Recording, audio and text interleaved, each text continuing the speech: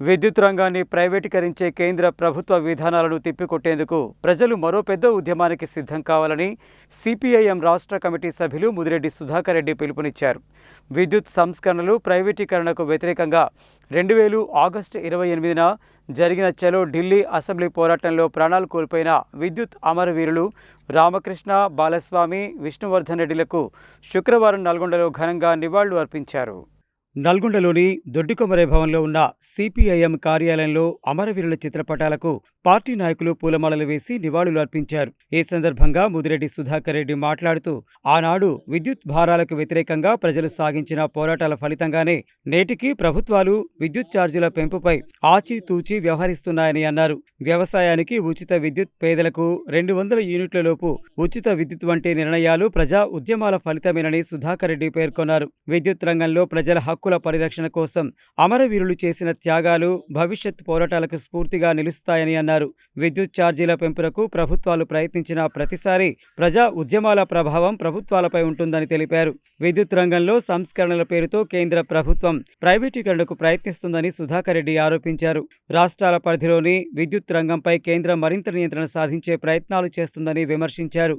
సబ్సిడీలను పరిమితం చేయాలని రాష్ట్రాలపై ఒత్తిడి తెస్తున్నారని అన్నారు. విద్యుత్ రంగాన్ని పూర్తిగా ప్రైవేటు సంస్థలకు అప్పగిస్తే భవిష్యత్తులో రైతులు, సామాన్య ప్రజలపై తీవ్ర ఆర్థిక భారం పడే ప్రమాదం ఉందని హెచ్చరించారు. సిపిఐఎం జిల్లా కమిటీ సభ్యులు ఎండి సలీం మాట్లాడుతూ, 2000 నాటి విద్యుత్ ఉద్యమంలో అమరులైన రామకృష్ణ, విష్ణువర్ధన్ రెడ్డి, బాలస్వామిలకు పార్టీ తరపున జోహార్లు అర్పిస్తున్నట్లు తెలిపారు. ప్రజా పోరాటాల కారణంగానే 26 ఏళ్లుగా విద్యుత్ భారాలు నియంత్రణలో ఉన్నాయని అన్నారు. నల్గొండ జిల్లాలోని యాదాద్రి థర్మల్ పవర్ స్టేషన్లోని 2 విభాగాలను ప్రైవేటు సంస్థలకు అప్పగించే ఆలోచనను ప్రభుత్వం విరమించుకోవాలని డిమాండ్ చేశారు. దీనికి వ్యతిరేకంగా ఉద్యోగులు ఇప్పటికే ఆందోళనలు నిర్వహిస్తున్నారని తెలిపారు. విద్యుత్ ఉత్పత్తి సంస్థలను ప్రైవేటు వ్యక్తులకు అప్పగించడం వల్ల ఉద్యోగ భద్రతతో పాటు ప్రజా ప్రయోజనాలు దెబ్బతింటాయని అన్నారు.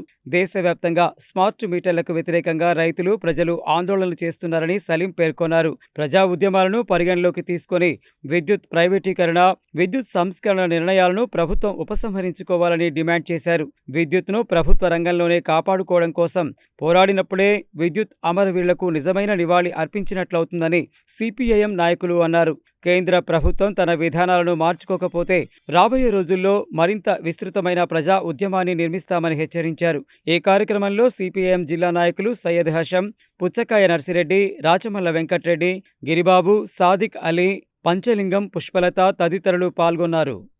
సరిగ్గా 26 సంవత్సరాల క్రితం, అంటే 2000 సంవత్సరంలో ఉమ్మడి ఆంధ్రప్రదేశ్ రాష్ట్రంలో ఆనాడు ప్రపంచ బ్యాంకు సంస్కరణలకు అనుగుణంగా ఇక్కడి ప్రభుత్వం విద్యుత్తును ప్రైవేటీకరించి 1 సంవత్సరానికి 15% చొప్పున 4 సంవత్సరాల్లో టారిఫ్ని పెంచుకుంటూ పోవాలనేటువంటి నిర్ణయం తీసుకున్నది. ఆ నిర్ణయాన్ని వ్యతిరేకిస్తూ రాష్ట్రంలో పెద్ద ఎత్తున రైతులు, ప్రజలు పెద్ద ఎత్తున ఉద్యమించారు. ఆ ఉద్యమాన్ని తీవ్రంగా అణిచివేసైనా సంస్కరణలు కొనసాగించాలని ఆనాటి పాలకవర్గాలు భావించాయి.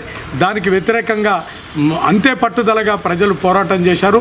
ఆ పోరాట ఫలితంగా చలో అసెంబ్లీకి పిలుపునివ్వటం, ఆ పిలుపులో భాగంగా వేలాది మంది ప్రజలు హైదరాబాద్లో అసెంబ్లీని ముట్టడించడానికి పోతున్న సమయంలో బషీర్బాగ్ చౌరస్తాలో ప్రభుత్వం పాశవికంగా కాల్పులు జరపడంతో దాంట్లో 3 అమరులయ్యారు.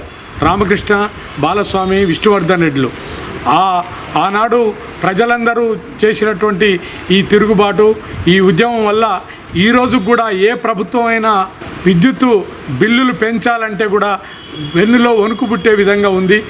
ఈరోజు ఆ పోరాట ఫలితంగానే ఈనాడు విద్యుత్ అనేది వ్యవసాయానికి ఉచిత విద్యుత్ ఇవ్వబడుతున్నది.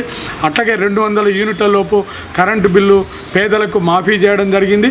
ఇప్పటికి కూడా అనేక రకాలుగా కేంద్ర ప్రభుత్వం ముఖ్యంగా ఈ రాష్ట్ర జాబితాలో ఉన్నటువంటి విద్యుత్తుని తన కేంద్ర జాబితాలోకి తీసుకొని విద్యుత్తుని ఎట్టి పరిస్థితుల్లో ప్రైవేటీకరించాలనే ఉద్దేశంతో విద్యుత్ సవరణ బిల్లు అని ఈ మధ్య పార్లమెంట్లో తీసుకొచ్చింది.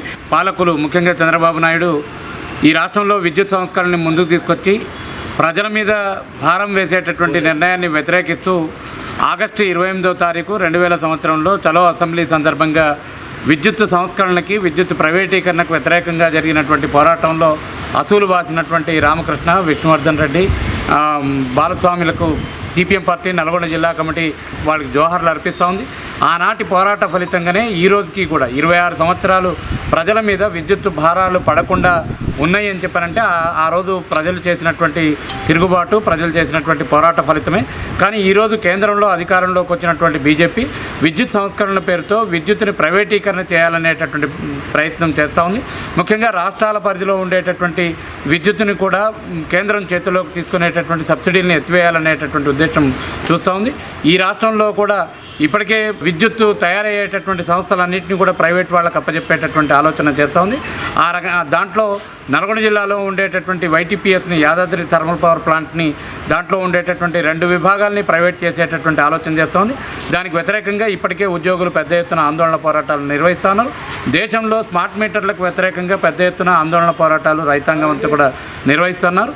ప్రభుత్వం ఆ పోరాటాన్ని గమనంలోకి తీసుకొని విద్యుత్ ప్రైవేటీకరణను వెనక్కి తీసుకోవాలి, విద్యుత్ సంస్కరణని వెనక్కి తీసుకోవాలి. తీసుకోకపోతే రాబోయే కాలంలో ఆ పోరాట స్ఫూర్తితో మరింత పెద్ద ఉద్యమాన్ని నిర్మిస్తాం. విద్యుత్తుని ప్రభుత్వ రంగంలో కాపాడుకోవడం కోసం మనం పోరాడిన నాడే ఆ అమరులకు నిజమైనటువంటి నివాళి అర్పించినట్టుగా ఉంటుందని చెప్పి తెలియజేస్తాం.